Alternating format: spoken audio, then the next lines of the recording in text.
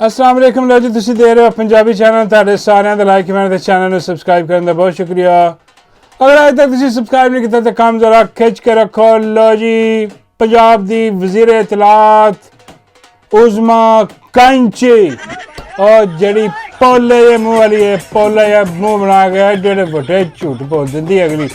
हाँ, तो साडे को फड़ भी नहीं हुंदे कई बारी एडे वड्डे झूठ।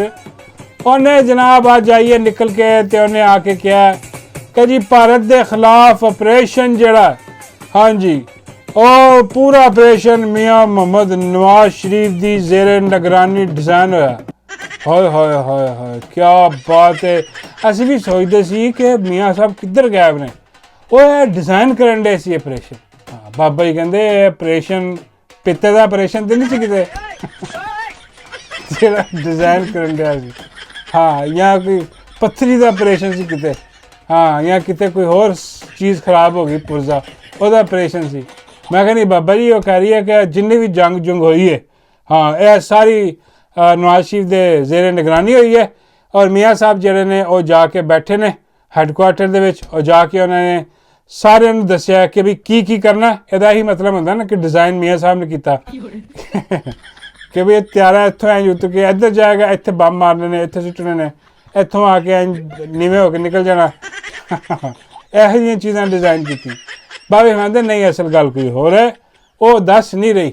हाँ, एवं जरा जो ना पब्लिक नूं दस्सण वास्ते कि मियाँ साहब बहुत मसरूफ सी ते डिज़ाइन वही कर रहे सी ते फौज जी सारी है, हाँ, वो छलियाँ भुन रही सी किते जाके।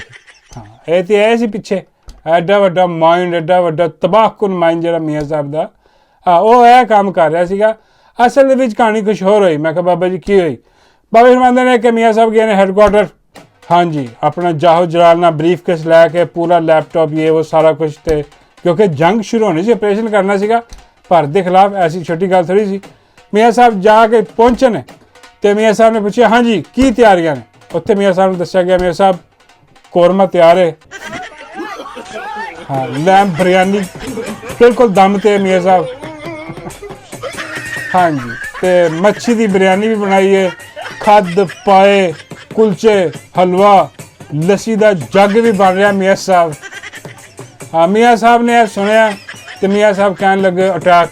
हाँ, बस और इंतजार नहीं करना, फौरन अटैक कर दो खाबे दे। और जनाब फौरन अटैक किया उन्होंने। हाँ, तो यह जो ना कामयाबी नाल उन्होंने इंज बन्ने लाता सारा खाना पीना।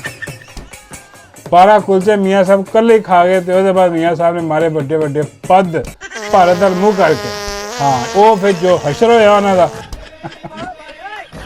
हाँ, वो कह लगे तो साडा एडा बुरा हाल तो ताड़ी फौज ने नहीं किया जिन्ना मियाँ साहब ने आ पराठे के कुलचे खा के सारे पत्त मारे। तबाह कौन जनाब, उन्होंने बेसा उड़ा के रख दिया मियाँ साहब ने। एडे एडे धमाके मियाँ साहब ने किए। हाँ जी, बाबा जी कहते भाई वो सलवार के विच ही बाबा जी की पता लगा, शायद ला के टोई उधर दे दनादन। हाँ जी, बाबे कहते ये तो बड़ा कमाल हो गया फिर। हाँ, ये तो फौज में चाहिए कि भाई छड्डो है सारे गोरी गोरी ये वो सारा कुछ। हाँ, मियाँ साहब ने लै जाओ। हाँ, बल्कि गोरी मियाँ साहब तुम कहो कि मियाँ साहब गोरी छड्डो नाल अपने जेड़े गर्भ होने एडे एडे बड़े झूठ बोलती है। आके अंदाजा करो कि भाई जस्टिफिकेशन कोई और दे दो। मियाँ साहब ने केड़ी जस्टिफिकेशन सूट कर दी है। मियाँ साहब ने सूट करता है कि भाई वो बीमार हो गए सन, मियाँ साहब ने टट्टियां लग गई सन, उठा नहीं सी जाता, ऐस करके जंग के दिन गायब सी। चलो असी मन लीए, अं कह देंगे भी प्लेटलैस घट हो गए सन। हाँ, तो ऐस करके उन्होंने कोई अमल दिखाने कोई आके सीधा पूरा ऑपरेशन ही डिज़ाइन करवाता। बाबा जी कहते इन्हें कोई सूट डिज़ाइन किया होना पोले जे मुँह वाली का आके बकवास करी। यहो जी गल्लां हो रही, अंदाजा करो किदां दी गल्लां हो रही। तो दूजी गल है कि भाई अज मुर्शिद इमरान अहमद खान न्याजी दे 2 फर्जंद जेडे ने सलमान ते कासिम, वो आए ने जनाब, उन्होंने दिता इंटरव्यू, तो वो इंटरव्यू पा गया थरथलियाँ हर जगह पर। ओए होए तबाहियाँ प्लस बर्बादियाँ फिर के रख दित्तियां। अज देखो दोबारा अलीमा खान ने रोकया गया, भैनों ने रोकया गया मुलाकात करन तो। ਲੇਕਿਨ ਨਾਲ ਹੀ ਜਦੋਂ ਹੀ ਇਹ ਇੰਟਰਵਿਊ ਚੱਲ ਰਿਹਾ ਸੀ ਇੰਟਰਨੈਸ਼ਨਲ ਲੈਵਲ ਤੇ, ਇਹਨਾਂ ਨੂੰ ਸਮਝ ਲੱਗ ਗਈ ਕਿ ਉਸਤਾਦ ਜੀ ਕੰਮ ਹੁਣ ਖਰਾਬ। ਇਹਨਾਂ ਨੇ ਫੌਰਨ ਮੁਲਾਕਾਤ ਕਰਵਾਈ ਇਮਰਾਨ ਖਾਨ ਨਾਲ ਕਿ ਬਈ ਇਹ ਗੱਲ ਜਿਹੜੀ ਹੈ ਨਾ ਹੁਣ ਫੈਲ ਜਾਣੀ ਹੈ ਕਿ ਬੇਸਿਕ ਹਿਊਮਨ ਰਾਈਟਸ ਵੀ ਇਮਰਾਨ ਖਾਨ ਨੂੰ ਨਹੀਂ ਦਿੱਤੇ ਜਾ ਰਹੇ। ਔਰ ਬੜਾ ਆਲਾ ਇੰਟਰਵਿਊ ਦੋਨਾਂ ਨੇ ਦਿੱਤਾ, ਆਵਾਜ਼ ਬੁਲੰਦ ਕੀਤੀ ਆਪਣੇ ਵਾਲਿਦ ਵਾਸਤੇ ਉਹਨਾਂ ਨੇ। ਔਰ ਇਹ ਆਖਰੀ ਇੰਟਰਵਿਊ ਨਹੀਂ ਹੈ, ਹੁਣ ਉਹ ਚੱਲ ਹੈ ਹੁਣ BBC ਕੀ ਤੇ CNN ਕੀ। ਹੁਣ ਉਹਨਾਂ ਨੇ ਜਿਹੜਾ ਨਾ ਇਹ ਚੁੱਕ ਲਿਆ ਕੰਮ ਕਿ ਜੀ ਅਸੀਂ ਆਪਣੇ, ਕਿਉਂਕਿ ਹੋਰ ਰਹਿ ਕੋਈ ਨਹੀਂ ਗਿਆ ਨਾ, ਜਿਨ੍ਹਾਂ ਨੇ ਆਵਾਜ਼ ਚੁੱਕਣੀ ਸੀ, ਜਿਨ੍ਹਾਂ ਨੇ ਪੂਰੇ ਮੁਲਕ ਦੇ ਵਿੱਚ ਤਹਿਰੀਕ ਬਰਪਾ ਕਰਨੀ ਸੀ ਆਪਣੇ ਕਾਇਦ ਲਈ, ਉਹ ਸਾਰੇ ਮਰ ਗਏ। ਉਹ ਸਾਰੇ ਜਿਹੜੇ ਨੇ ਪਾਰਟੀ ਲੀਡਰ ਇਹ ਸਾਰੇ ਕੰਪਰੋਮਾਈਜ਼ਡ ਹੋ ਗਏ, ਇਹ ਸਭ ਦੇ ਸਭ ਵਿਕ ਗਏ। ਕੋਈ ਨਹੀਂ ਰਹਿ ਗਿਆ ਖਾਨ ਦੇ ਨਾਲ, ਹੁਣ ਸਿਰਫ ਉਹਦੀ ਫੈਮਿਲੀ, ਉਹਦੀਆਂ ਭੈਣਾਂ ਨੇ ਤੇ ਨਾਲ ਕਾਰਕੁਨ ਨੇ ਜਿਹੜੇ ਕਿ ਖਾਨ ਦੇ ਨਾਲ ਲਾਇਲ ਨੇ, ਆਵਾਮ ਹੈ।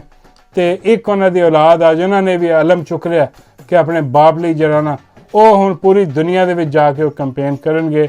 ਤੇ ਇਹ ਜਿਹੜੀ ਦੁਨੀਆ ਦੇ ਵਿੱਚ ਕੰਪੇਨ ਹੈ ਇਹ ਬਹੁਤ ਭੈੜੀ ਪੈਣੀ ਹੈ ਇਹਨਾਂ ਨੂੰ। ਇਸ ਕਰਕੇ ਇਹ ਬਿਹਤਰ ਹੈ ਕਿ ਦੇਖੋ ਮਾਹੌਲ ਇੱਕ ਬਣਿਆ ਹੋਇਆ, ਖਾਨ ਸਾਹਿਬ ਨੂੰ ਜਿਹੜਾ ਨਾ ਉਹ ਰਿਹਾ ਕਰੋ। ਕਿਉਂਕਿ ਖਾਨ ਦੀ ਰਿਹਾਈ ਹੁਣ ਨਾਗਜ਼ੀਰ ਹੋ ਚੁੱਕੀ ਹੈ। ਔਰ ਖਾਨ ਸਾਹਿਬ ਦਾ ਮੈਸੇਜ ਜਿਹੜਾ ਨਾ ਉਹ ਵੀ ਅੰਦਰੋਂ ਇਹੀ ਆਇਆ ਕਿ ਵੀ ਦੇਖੋ ਆ ਜਿਹੜਾ ਮੋਦੀ ਹੈ ਨਾ ਬਗੈਰਤ, ਇਹ ਮੋਦੀ ਜਿਹੜਾ ਨਾ ਇਹ ਰੁਕਣ ਨਹੀਂ ਲੱਗਾ, ਇਹ ਫਿਰ ਕੁਛ ਨਾ ਕੁਛ ਕਰੇਗਾ। ਤੇ ਇਹ ਹਕੂਮਤ ਜਿਹੜੀ ਬੈਠੀ ਹੈ ਇਸ ਟਾਈਮ 47 ਦੀ ਹੈ, ਡਿਕਟੇਟਰਸ਼ਿਪ ਜਿਹੜੀ ਕਾਇਮ ਕੀਤੀ ਹੈ, ਅਦਾਲਤਾਂ ਸਾਰੀਆਂ ਇੱਕ ਫਰਦੇ ਵਾਹਿਦ ਜਿਹੜਾ ਉਹ ਚਲਾ ਰਿਹਾ। ਇਸ ਤਰ੍ਹਾਂ ਮੁਲਕ ਅੱਗੇ ਨਹੀਂ ਚੱਲ ਸਕਦਾ, ਇਸ ਤਰ੍ਹਾਂ ਮੁਲਕ ਜੰਗ ਨਹੀਂ ਲੜ ਸਕਦਾ। ਇਹਦੇ ਲਈ ਬਿਹਤਰ ਹੈ ਕਿ ਜਿਹੜਾ ਨਾ ਉਹ ਸਾਰਾ ਰਿਵਰਸ ਕਰੋ। ਆਪਣਾ ਜਿਹੜਾ ਆਇਨੀ ਕਿਰਦਾਰ ਹੈ ਤੁਹਾਡਾ, ਉਹਦੇ ਜੋ ਸਾਰੀ ਆਵਾਮ ਵੀ ਹੁਣ ਇਹੀ ਕਹਿ ਰਹੀ ਹੈ ਔਰ ਇਹ ਕਰਨਾ ਹੀ ਪੈਣਾ। ਇਹਦੇ ਬਗੈਰ ਜਿਹੜਾ ਨਾ ਉਹ ਚਾਰਾ ਕੋਈ ਨਹੀਂ ਤੇ ਗੁਜ਼ਾਰਾ ਕੋਈ ਨਹੀਂ ਹੁਣ। ਵਰਨਾ ਤਬਾਹੀ ਤੇ ਪਲੱਸ ਬਰਬਾਦੀ ਹੈ। ਤੇ ਉਹ ਹੁਣ ਬਿਹਤਰ ਹੈ ਕਿ ਰਾਹ ਰਾਸਤੇ ਆ ਜਾਏ ਤੇ ਮੁਲਕ ਨੂੰ ਅੱਗੇ ਲੈ ਕੇ ਜਾਇਆ ਜਾਏ। ਔਰ ਅੱਗੇ ਸਿਰਫ ਉਹੀ ਕਿਆਦਤ ਲਿਜਾ ਸਕਦੀ ਹੈ ਜਿਹਦੇ ਤੇ ਆਵਾਮ ਇਤਬਾਰ ਕਰਦੀ ਹੈ, ਜਿਨ੍ਹਾਂ ਕੋ ਆਵਾਮ ਦਾ ਮੈਂਡੇਟ ਹੈ। ਇਹ 47 ਵਾਲੇ ਨਹੀਂ ਜਿਹੜੇ ਅੱਜ ਦੇਖੋ ਕਿਹੋ ਜਿਹੀਆਂ ਸ਼ਬਦਾਬਾਜ਼ੀਆਂ ਕਰਨ ਦੀ ਹੈ। ਉਹ ਮਾਈ ਨਿਕਲ ਕੇ ਫੌਰਨ ਪਹੁੰਚੀ ਹੈ ਜਨਾਬ ਬਾਜ਼ਾਰ ਦੇ ਵਿੱਚ, ਬਾਜ਼ਾਰ 'ਚ ਜਾ ਕੇ ਉੱਥੇ ਉਹਨੇ ਪੁੱਛ ਰਹੀ ਹੈ ਰੇਟ ਰੂਟ ਕੀ ਹੈ। ਅਜੀਬ ਡਰਾਮੇਬਾਜ਼ੀ ਲਾਈ ਹੈ, ਸਾਰਾ ਡਰਾਮਾ ਕਰਕੇ। ਉੱਥੋਂ ਮਾਈ ਨੇ ਲਏ ਨੇ ਕਰੇਲੇ, 5 ਕਿਲੋ ਕਰੇਲੇ ਲੈ ਤੇ ਪੈਸੇ ਮਾਈ ਘਰ ਭੁੱਲ ਆਈ। ਉਹ ਦੁਕਾਨਦਾਰ ਕਹਿਣ ਲੱਗਾ ਕਿ ਹੈ ਨਹੀਂ ਜੀ ਪੈਸੇ ਦਿਓ ਤੁਸੀਂ। ਮਾਈ ਕਹਿਣ ਲੱਗੀ ਚੱਲ ਮੈਂ ਭਿਜਵਾ ਦਿੰਦੀ ਹਾਂ ਹੁਣ ਘਰ ਜਾ ਕੇ, ਤੇ ਕਰੇਲੇ ਮੈਨੂੰ ਲੈ ਕੇ ਜਾਣ ਦੇ 5 ਕਿਲੋ। ਉਹ ਕਹਿਣ ਲੱਗਾ ਨਹੀਂ ਜੀ ਕੋਈ ਸ਼ਹਿਰ ਰਖਵਾ ਕੇ ਜਾਓ। ਉਹ ਮਾਈ ਨੇ ਇੱਧਰ ਉੱਧਰ ਦੇਖਿਆ, ਉਹ ਮਾਈ ਕਹਿਣ ਲੱਗੀ ਚਲੋ ਫਿਰ ਡੱਡੂ ਰੱਖ ਲਓ। ਹਾਏ ਹਾਏ ਹਾਏ ਹਾਏ, ਦੁਕਾਨ ਵਾਲੇ ਨੇ ਡੱਡੂ ਨੂੰ ਦੇਖਿਆ, ਉਹ ਕਹਿਣ ਲੱਗਾ ਠੀਕ ਹੈ ਡੱਡੂ ਭੇਜੋ। ਉਹ ਡੱਡੂ ਜਨਾਬ ਦੁਕਾਨ 'ਚ ਵਾੜਿਆ, ਮਾਈ ਚੱਲੀ ਹੈ ਡੱਡੂ ਦੇ ਕੇ। ਤੇ ਦੁਕਾਨਦਾਰ ਕਹਿਣ ਲੱਗਾ ਕਿ ਬਾਜੀ ਗੱਲ ਸੁਣੋ। ਉਹ ਕਹਿਣ ਲੱਗੀ ਕੀ? ਉਹ ਕਹਿਣ ਲੱਗਾ ਹੁਣ ਪੈਸਿਆਂ ਦੀ ਜ਼ਰੂਰਤ ਨਹੀਂ, 2 ਘੰਟੇ ਬਾਅਦ ਆ ਕੇ ਡੱਡੂ ਲੈ ਜਾਣਾ।